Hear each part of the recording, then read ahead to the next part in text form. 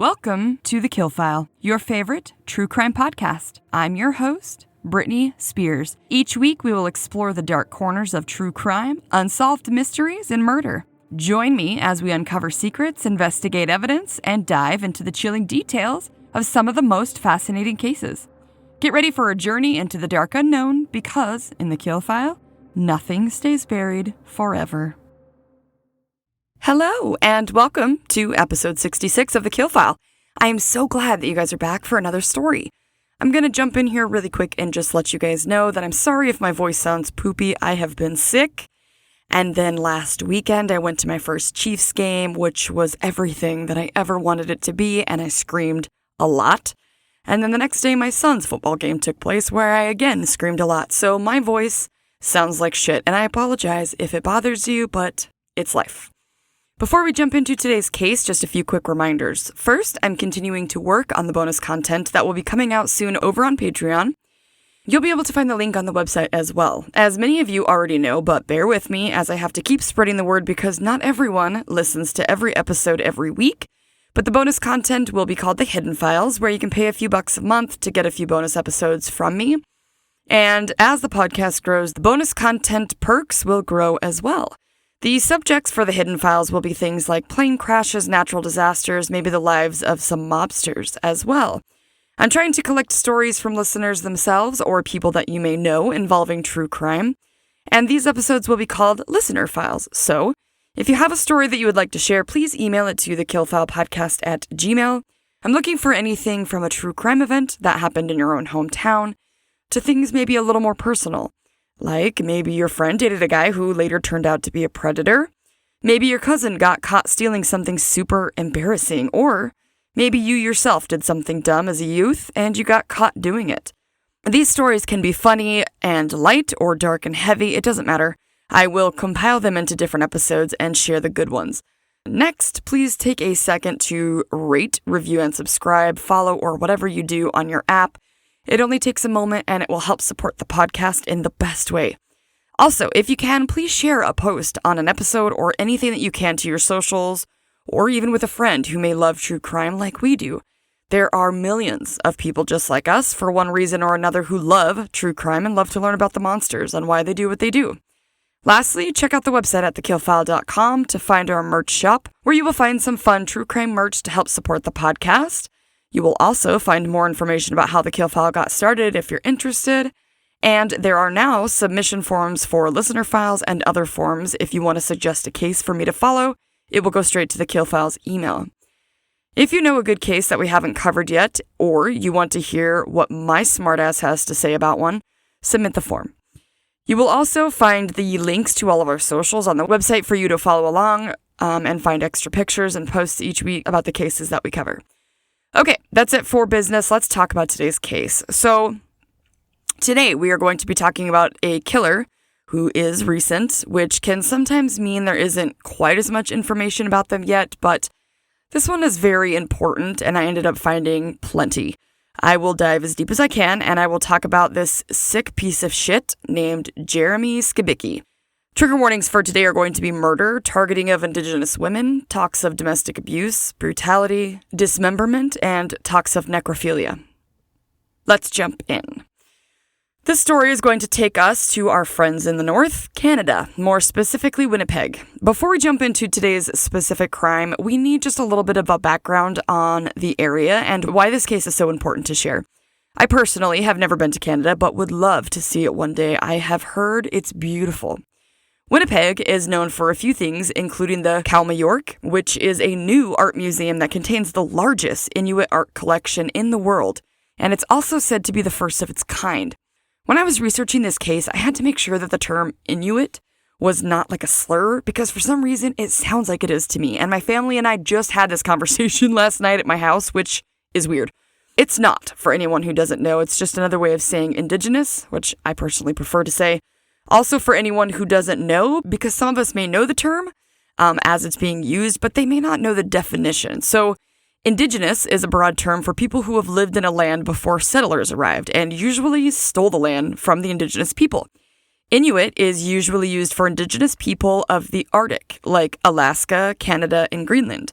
Another thing that Winnipeg is known for is a museum called the Canadian Museum for Human Rights, which I read was not only award-winning, but super educational about human rights.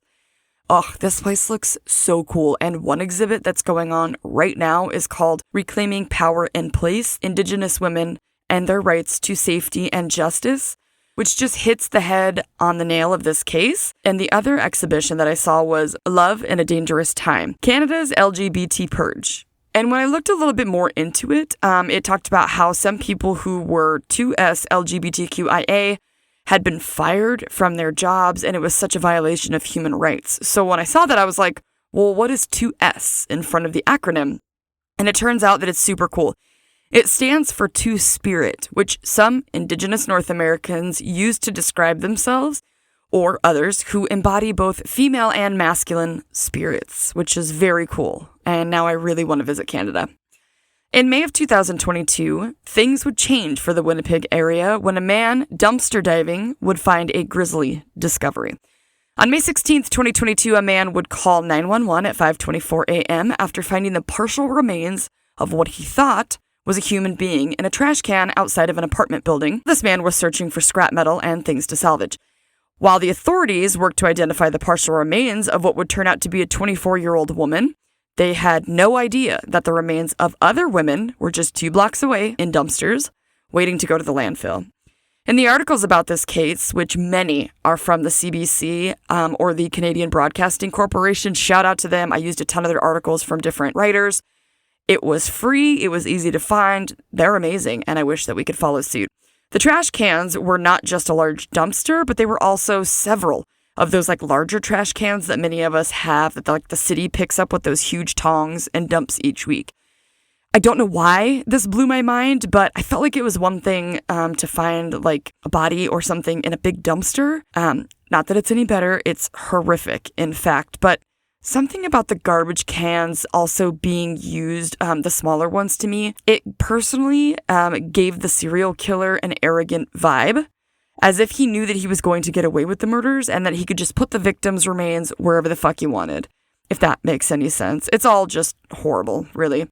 Okay, so this poor man who was salvaging finds these partial remains, and the police, throughout my research, no matter how hard I looked, I couldn't figure out what exactly led the police to finding the serial killer that we now know killed this woman and 3 others, a man named Jeremy Skibicki. But I'm guessing that once the remains were found, everyone in the area was looked at, and not far away, Jeremy Skibicki was connected.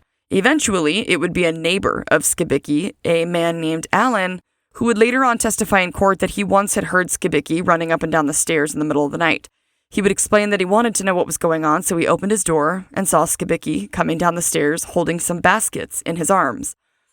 I guess when the neighbor asked him what he was doing, Skibicki said, quote, "I'm getting rid of garbage," end quote. Because apparently that's all these poor, helpless women were to this sick fucker. Trash. I guess the neighbor wasn't very happy about being woken up at 2:30 in the morning, so he told Skibicki to take his trash out during the day and that people had to work in the morning and needed to sleep.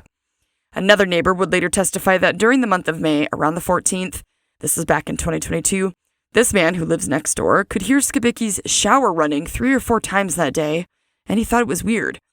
The remains would be identified as belonging to a 24-year-old woman named Rebecca Contois, who was a member of the Ochichacosipi First Nation. If I butchered that, I apologize. I looked for a really long time for the pronunciation, and I watched lots of videos, but no one on the videos said the name of the First Nation, so I couldn't figure it out except for AI, so I hope that that's correct. It's also known as Crane River, and this is located on Lake Manitoba on the western shores. Rebecca grew up in Winnipeg and had 7 siblings, and also had a daughter. She is remembered as someone who was caring and loved to laugh. She was also someone who liked art, specifically drawing, and also baking. So the authorities figured out that Jeremy and Rebecca knew each other, and that they had other reasons for arresting Skibicki that they did not disclose at the time, but something that we do know now is that at the time, and we will disturbingly learn more about Skibicki later on, but something of note is that his estranged wife had been granted a protection order against the man less than 3 years before he was charged with the first murder. Court documents actually show that his wife had gotten the protection order on the date of their first-year anniversary of being married. It was also found out that earlier in May, his wife had been trying to serve him with divorce papers. When the authorities had first arrested Jeremy Skibicki on the charges of murder, they didn't release where they believed Rebecca to have been murdered, but they did say that the unfortunate scene of where her partial remains were found was quote-unquote grisly.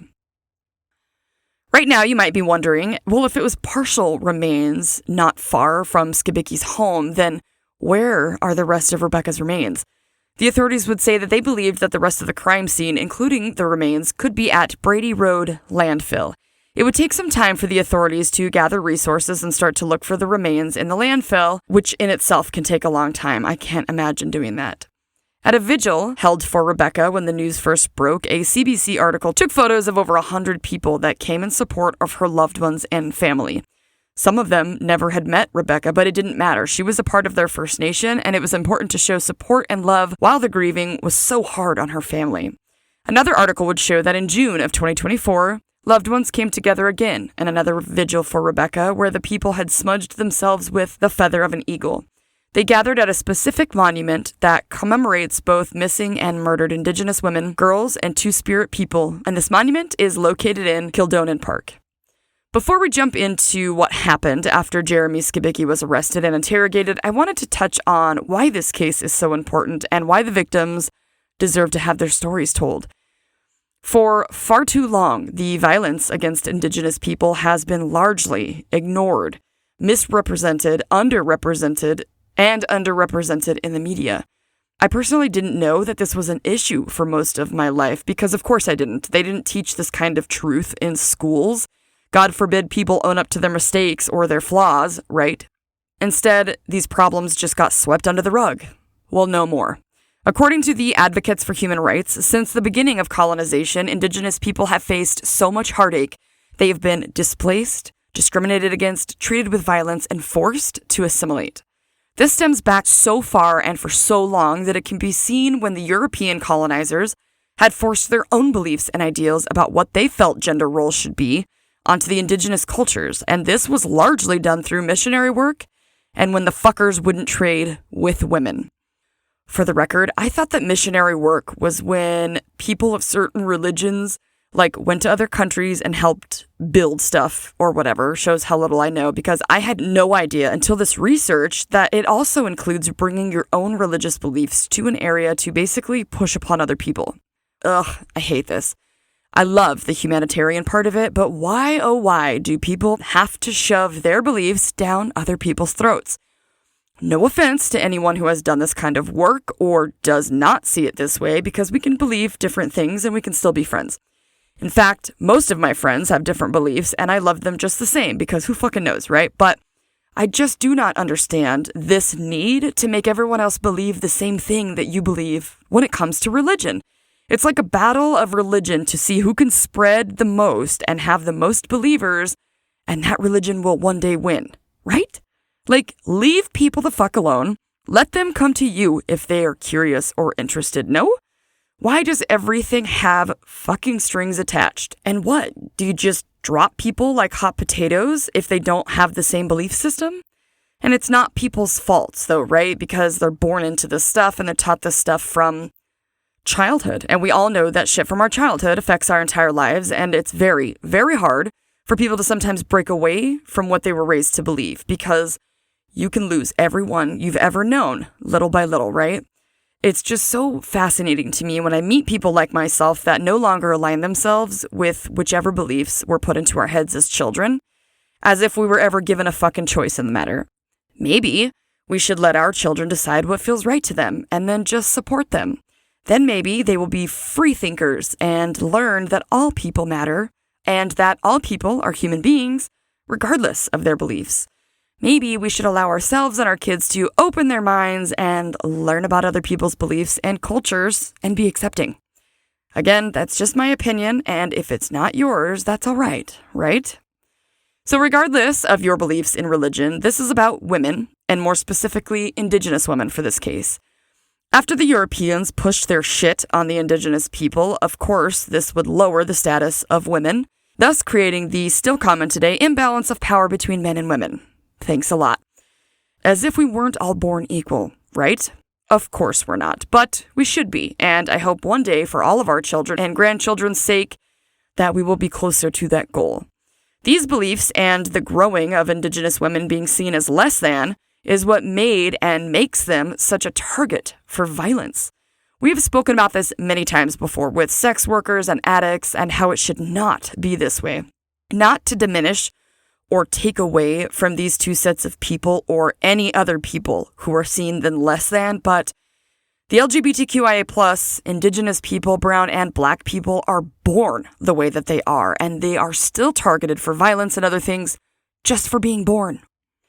According to the government website called the Bureau of Indian Affairs, the violence that is geared towards, and I'm going to quote the site here, these are not my words, Native American and Alaska Native communities exceeds the national average by a lot. There was a study done in 2016, and this was by the NIJ, or the National Institute of Justice, that would find that 4 in 5 American Indian or Alaska Native women have experienced some type of violence in their lifetimes, and this includes 56% of those women having gone through some type of sexual violent situation. The CDC would come out and say that American Indian and Alaska Native women have the second highest rate of homicide in the year of 2020. According to an article on Rabble.ca, a member of Parliament, Leah Gazan, talked about this issue of MMIWG2S, which stands for Missing and Murdered Indigenous Women and Girls and Two-Spirit Persons, and how May 5th is Red Dress Day. A day that is specific to these missing and murdered Indigenous persons, and in May of 2023, Canada's House of Commons actually voted unanimously on declaring MMIWG2S a nationwide emergency, where they also agreed to fund an alert system that will inform the public when an Indigenous person goes missing. About this, MP Leah Gazan said, quote, "This is a crisis. People are going murdered and missing every day. We are precious. We are valuable. We are loved, and we are not garbage." End quote. The reference that she was making was about this case and the bodies that would eventually be found in the landfills. So as you can see, this is still an ongoing issue or crisis, and that's so terrifying. It's estimated, unfortunately, rates of violence on a reservation may be up to 10 times higher than the national average. For Indigenous women, according to the CDC, the leading cause of death is homicide, and intimate partner violence is one large contributing factor, which, as a person of an abusive relationship myself, makes me not only brokenhearted for these women, their families, and their children, but it makes me so fucking angry. It should not be this way, and violence against women need to be taken more seriously in this country. Stalking, domestic abuse, domestic violence, all of it needs to be taken more seriously. These are the pre-markers to fucking murder by a partner or ex-partner. These crimes need to be punished more severely than just a goddamn slap on the wrist that most of these fuckers get, which leaves them wide open to go back and do it again, or worse. We have seen this time and time again. Okay, so let's talk a little bit about Jeremy Skibicki now. As much as I don't want to, because I hate this fucker with a passion, I don't want him to think that he will be remembered, because he won't. We will, however, remember the victims and what they represent. I can promise him that. But I want to give a picture of what this fuckwad was like and what his patterns of behavior and thought processes were, especially his beliefs, so we can look out for more monsters who may have similar beliefs or thoughts. Some of these will ring a bell. These women should not have died, period. However, if we can remember them and learn something from the horrific things that happened to them, then they deserve to have their stories told. Again, this is for the victims, not for the piece of shit who took their lives too soon. Jeremy Skibicki was brought in for interrogation on the murder of Rebecca, and this is when the authorities would learn of the 3 other people he had also killed. During the investigation phase of this case, the authorities would search Skibicki's social media platforms, seeing the posts he had made before he was arrested for the murder were found to be supremacist, anti-Semitic, violent, and misogynistic as well. Yeah, this guy sucks in a variety of ways. On one of his social media bio sections, he put that he was a member in an official capacity of something called Holy Europe, which I guess is a smaller section of a far-right movement which includes a fascist environment. The website about this Holy Europe apparently says that they are known as the Alliance of Patriotic Parallel Movement of European Folks. I personally have never heard of this, but I guess the website also promotes the ideals that people of different European countries should try to keep their bloodlines pure, which means to them you should not mix races or mix cultures. They sound like a great bunch, huh? It would later be found out that Skibicki had eventually threatened to kill 2 of his exes in the years prior to the murders, and was also convicted for the assault of one of his exes. Apparently, during one of these incidents, Skibicki grabbed his ex's hair, then proceeded to punch her in the face multiple times, and finally tried to strangle the poor woman, all while she was pregnant. This fucker then told her he was going to kill her if she tried to call the police.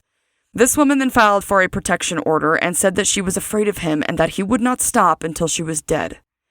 The protection order was fucking dismissed for whatever reason, and this is 4 years before his estranged wife would file, and hers would thankfully be approved.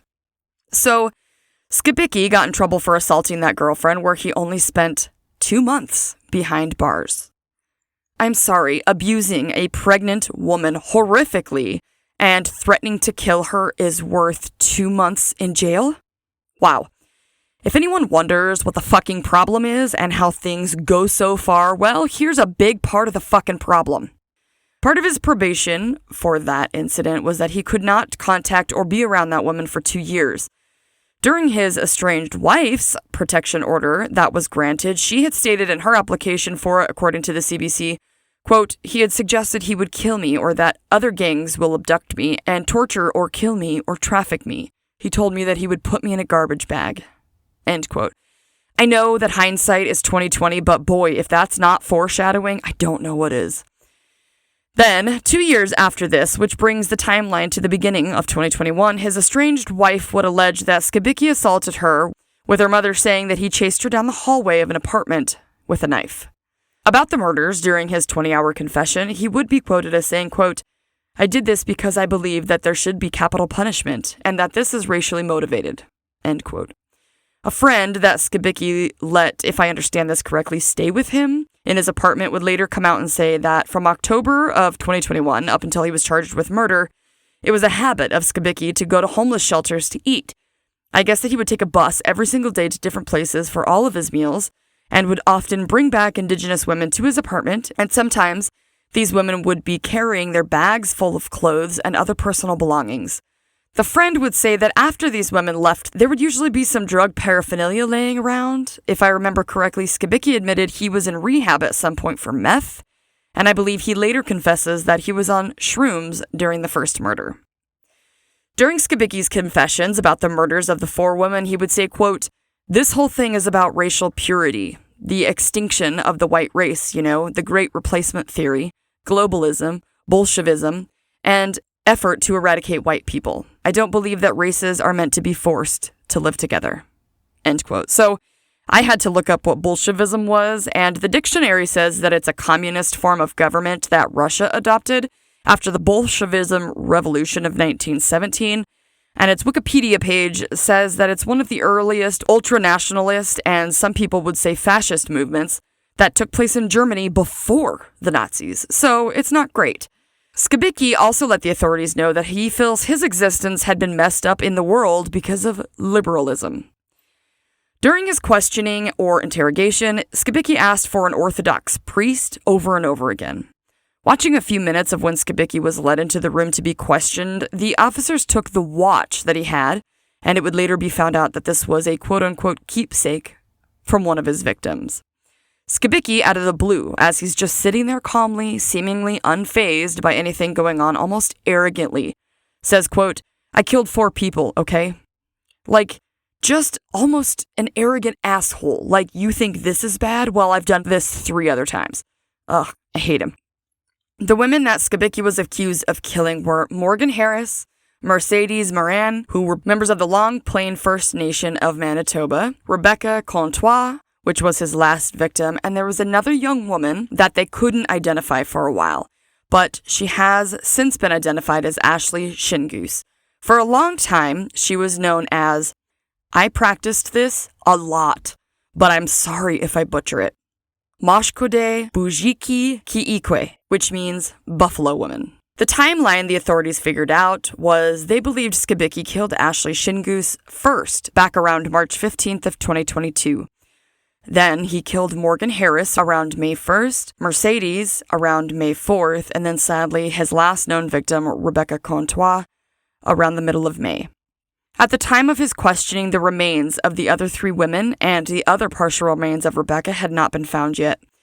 We know a little about Rebecca, the last victim, now, so let's take a few moments to talk about and remember the other 3 women that Skibicki murdered before we get into the rest of the case. Ashley Shingoose, Skibicki's first victim's parents, have decided that it is their wish for their daughter to continue to be known as Mashkode Bujiki Kiikwe, and I wanted to make sure that their wishes were known. The article in which the CBC made her parents' wishes known was from March of this year, so she actually went unidentified for a few years before new information, along with DNA from what was said to be a cigarette butt and some leggings, helped match Ashley to the unidentified victim. Ashley was a mother to 3 children and was from St. Teresa Point in Sinanu Nation.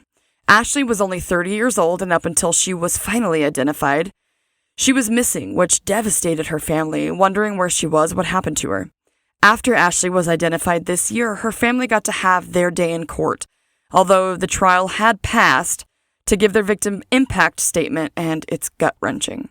Her parents played a voicemail that was left by Ashley stating that she'll never stop trying and that she was doing her very best. Ashley had admitted that she was struggling while she had been living in Manitoba, and then she said, quote, "I'm doing this for myself, my health, and my children, and I'm pregnant. And I'm afraid that if I keep doing what I'm doing, it's all going to go bad," end quote. Ashley already had her first 2 children at this point and had moved to Winnipeg from St. Teresa First Point Nation, trying to find her way towards a better life. Her father, Albert, felt like she was on a path to something better when her life was what he said, quote unquote, stolen from her. Ashley was unfortunately homeless at the time of the murder, as it would later come to light that Skibicki liked to cruise for victims at local homeless shelters where he would eat. The next victim was also a mother and was 39 years old. Her name was Morgan Harris, who was believed to have been killed around May 1st of 2022. Morgan was said to be fun, silly, and happy. She was a mother of 5 and a grandmother. One of her daughters, Cambria, who was also a mother herself, was very outspoken about the fact that her and her 4 siblings may have a hard time getting closure for the murder of their mother after she had gone missing, because at the time, all that they had was the word of this murderer that their mother was gone. I guess when things first came out, the Winnipeg authorities didn't have plans to find the rest of the remains of the missing or assumed dead in any of the landfills that they were known to have probably gone after their murders. At first, it seems as though the authorities were concerned about the 10,000-something loads that had been taken to those dumps since the remains would have also went out. I can imagine that the police were inundated at the time and that the thought of searching for remains and finding them may have seemed slim. But from what I've read, it seems like people were insisting that this was important to find them and help bring closure to the cases. Personally, I agree. I know it's probably a pain in the ass for them, but whatever. These are human beings. These are women. These are mothers. They do not belong in the trash, and their families deserve to have a proper way to say goodbye. And to also know that what this piece of shit was saying happened, really happened. Cambria, sorry if I'm saying that wrong. Cambria would be quoted in the CBC about this saying, quote, "To not search is not going to do anything. I think it's disgusting. My mother deserves to come home. We deserve to have her remains, and so do the other families," end quote. Cambria would also say in other articles that her mother was well known, and when they were searching for her mother after she had gone missing, that no one had anything bad to say about her, and that people also loved being around her mother. In late February or early March of this year is when Morgan's family finally got the call that they had been waiting for, where a DNA match would confirm that the remains that they had found were in fact Morgan Harris's. I'm so glad that her family got to bring their mother home as they wanted. I think that that's more important than people realize until it's their own loved one. The next, but also last victim that we are going to talk about is a woman named Mercedes Miron, who was a 26-year-old woman. Mercedes' grandmother, Donna, knew that she was out living on the streets or homeless before she had went missing, which made her extremely worried that her granddaughter could have been hurt or exploited somehow. Donna would say about Mercedes that she was a very trusting person, as well as being happy and smiled a lot. It wouldn't be until March of this year that her remains would be recovered at a private landfill. It makes me sad that the families had to advocate so hard and people had to work to get these landfills searched finally. All right, let's talk about the nature of these killings. Skibicki would tell the authorities that during his confession, at one time, he was an addict and still used meth from time to time. When the authorities had first shown him evidence suggesting that he may have been the man who murdered Rebecca, the last victim, Skibicki said that he couldn't even look at the photos, calling them disturbing. You think? Then he would say after this that he just wanted to see how far he could get along, basically holding back his information, and called the justice system a joke. He then said, quote, "The world that we're living in is sick. I was driven to do stuff like this because I was so spent emotionally. I killed 4 people." End quote. The authorities believe that there aren't any more victims that they don't know about, but they even had to come out and say that they can't guarantee that there aren't more. According to the CBC, a man named Enzo Yaksik out of Boston, who is the director of something called the Atypical Homicide Research Group, which includes people from various professions, including mental health practitioners, academic researchers, and different members of the authorities, thinks that Skibicki is a good example of what a modern-day serial killer will be like. This group actually maintains a database of serial killers, which, by the way, I want to know everything about, and what's that like to do? Oh man, that's freaky.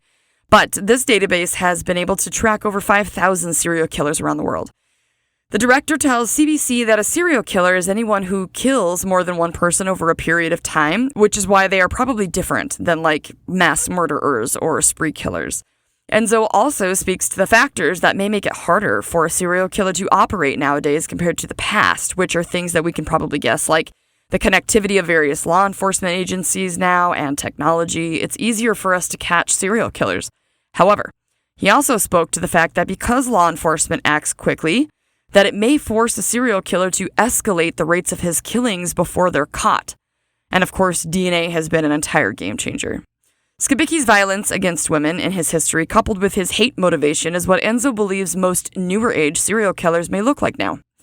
Skibicki would confess to the authorities that he would lure his victims back to the apartment and either strangle or put them in a chokehold until they passed out. Then he would take the women in his bathtub, where he would drown them, saying that Mercedes in particular was the heaviest of his victims to get in and out of the bathtub. Ugh, you fucking pig.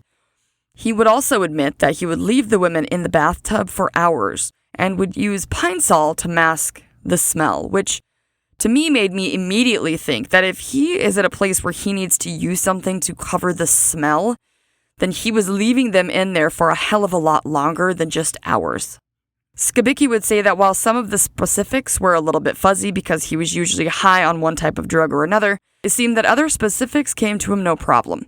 He would admit that his alleged first killing of Ashley was while he was coming down off shrooms, and that he didn't actually know her, but then he tried to say that he sort of felt bad about it afterwards. Bullshit. It also came out during his confessions, the various sex acts that he would perform on the women who were seemingly already dead before he did that. He would also talk about the trash bags that he would use to dispose of the remains, and while he was motivated by disgust and pure hatred, he laughed at one point while confessing to the authorities. In the article by atpnnews.ca, Skibicki would say the reason he did what he was doing was for the, quote, survival of my people if we don't start doing things like this, end quote. I'm sorry, what? Your people? Who the fuck are his people? White supremacist, misogynistic psychopaths? I think we would be okay if your kind of people don't survive. Fuck off. During his 20-hour confession video, Skibicki could be heard making anti-Semitic and white supremacist comments and remarks. He would talk about the various women who came back to his place he felt were using him for a place to crash, but said that he was actually dating Rebecca Contois, his last victim. He told the authorities that Rebecca told him that she loved him too, but that he thought that she was just saying that to get what she wanted from him. Which, even if that's true, does a young mother deserve to die for that? What the fuck ever. He is so full of shit and is just trying to justify his disgusting, horrific actions. Skibicki said that he had gotten upset when Rebecca had started what he said was talking back to him. I'm sorry, are you her fucking father? There is no talking back to someone unless it's a child talking back to their parents. Who the fuck are you to say that? The detective in the room clarified that Skibicki didn't dismember his first 2 victims, to which he agreed, and admitted being high on meth after the first murder. After Skibicki was allowed to use the restroom during questioning, he would come back and tell authorities that he would only talk to white officers. What an asshole. He also told officers that he felt this was something that God had wanted him to do, and that he had some kind of quote-unquote savior syndrome while committing his acts. What exactly is he trying to save here? Skibicki would admit to officers that when he was younger, he used to smoke a lot of pot, and once when he was a kid, he had killed a rabbit, and then once when he was a younger adult, he had tortured some cats to death. I mean, come on, man, nothing good was coming from this guy as an adult, am I right? This is a pattern and history, it seems. About his victims, Skibicki would give various details, for example, saying most of them were wanting and willing to trade sexual favors for a shower at his home and his drugs. He admitted that he was stronger than his victims, saying that physically controlling them wasn't really an issue for him. Specifically, he made remarks to how he was able to overpower and strangle Ashley, his first victim, after she tried to make it past him to get away. He commented that Rebecca had fought him hard, then said that because she was taking too long to die, that he, quote, probably crushed her throat. I tried not to allow her to suffer. Gee, what a kind act of you, you psycho. He then said, quote, she just wouldn't die. I hate him. I hate him so very much. Skibicki alleged to have had some regret over the killing of Mercedes, saying that it was just her time to die. But when it came to Morgan, he tried to say that he showed her some mercy first, allowing her to go outside and have a smoke before he killed her. The fucking ego and arrogance on this motherfucker, I swear.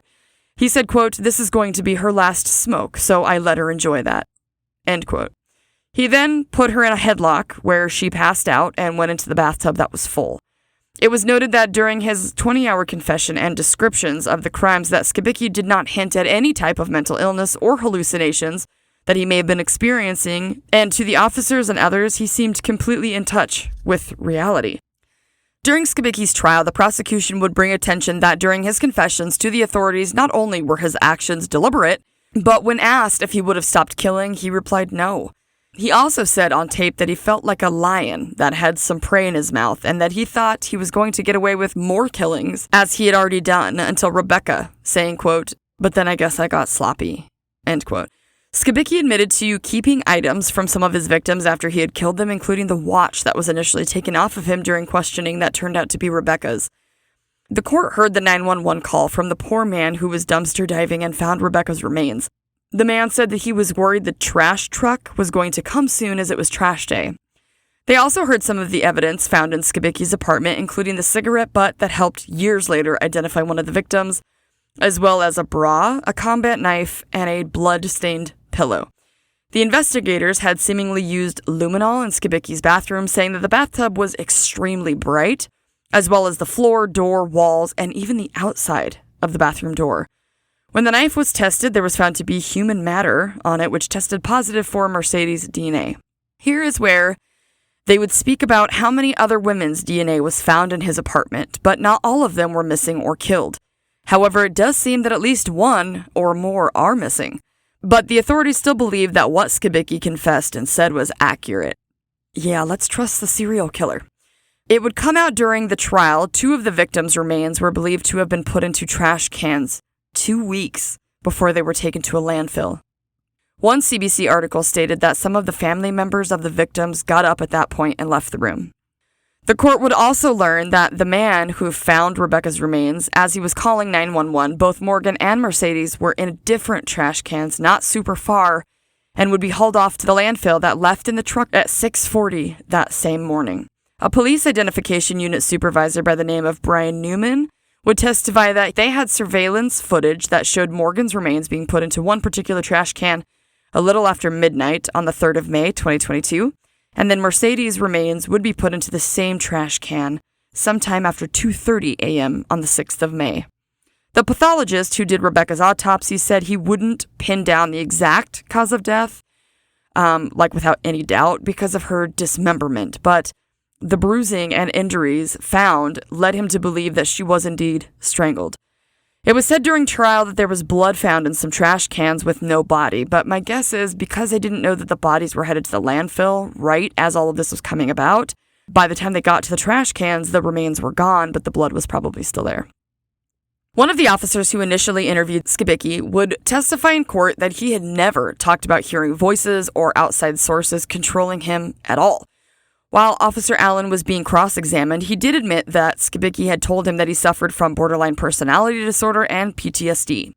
In order for someone to claim to not have been criminally responsible for a crime, they had to prove the individual does not grasp the gravity of what they are doing as they are committing the crime. Someone who may have schizophrenia or autism, for example, could suffer from certain symptoms where they may not understand the impact of their actions are having. With Skibicki having borderline personality disorder, or BPD, a Dr. John Bradford, who evaluated other infamous killers, says that BPD can cause quote-unquote micro episodes of a psychosis state, but that's probably not enough to be found not criminally responsible for Skibicki's actions. Equivalently, his PTSD diagnosis can have effects of attacks of uncontrolled rage, which could maybe help reduce the first-degree charge to maybe a lesser degree of murder, but it's not likely to allow the NCR. For anyone who doesn't know real quick, BPD, or borderline personality disorder, is a mental health condition, according to the Mayo Clinic, and where people who have this have some of the following symptoms: a huge fear of abandonment, quickly changing feelings about themselves, sometimes feeling non-existent. Another thing is people who suffer from this can be extremely impulsive and usually have strained relationships and extreme emotions.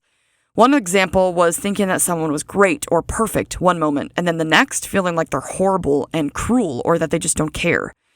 They also may suffer with periods of paranoia from stress where they can lose contact with reality. It's stated that this could be ongoing for a few minutes to a few hours. I want to know what that's like for someone. What does that look like, out of touch with reality? What does that mean exactly? The only thing that I can really compare it to is when you're on shrooms, or when you're way too high. Is it like that? Someone who has BPD may have extremely risky behavior like spending sprees, unprotected sex, drug abuse, binge eating, gambling problems, driving dangerously. I'm guessing the driving one is on purpose, fucking around too much in the car and not caring about the consequences. They may also quit a good job suddenly out of the blue, or break up with someone in a relationship that was seemingly positive. The person may have a wide variety of mood swings that can be short or last for a few days, which can include shame, anxiousness, irritability, or really happy. Some of these symptoms are everyday stuff that people struggle with, but according to this condition, it would be most common in adolescence, and the symptoms of this get greatly reduced with age. I'm guessing that the doctors kind of have to look at the whole case, because it did say there's no one test for it. It's kind of a whole picture situation. The last symptoms that I saw were ongoing feelings of emptiness, which kind of sounded like depression to me, and mood swings, which sounded kind of like bipolar, and it made me wonder if this is often misdiagnosed. The last one was losing your temper often, strong anger, or being sarcastic or bitter, and physically fighting someone. I read it is often misdiagnosed in men as PTSD, which is why it seemingly affects women more than men.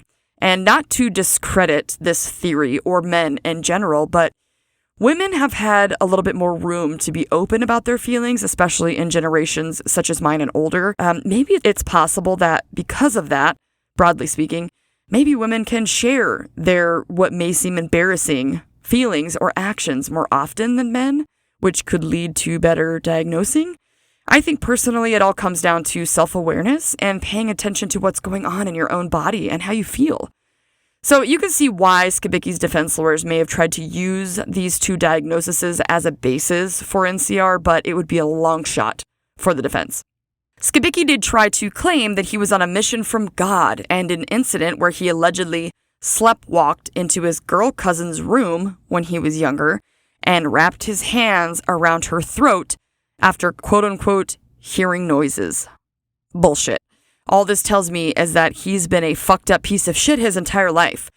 While the defense would call so-called experts about Skibicki's mental condition, the prosecution argued that Skibicki was only claiming mental illness after everything came to light and after his confessions, that even growing up, Skibicki was described as aggressive, depressive, cold, callous, apathetic, and indifferent, with his own adoptive parents calling CPS on him a few times, concerned about his aggressive behavior.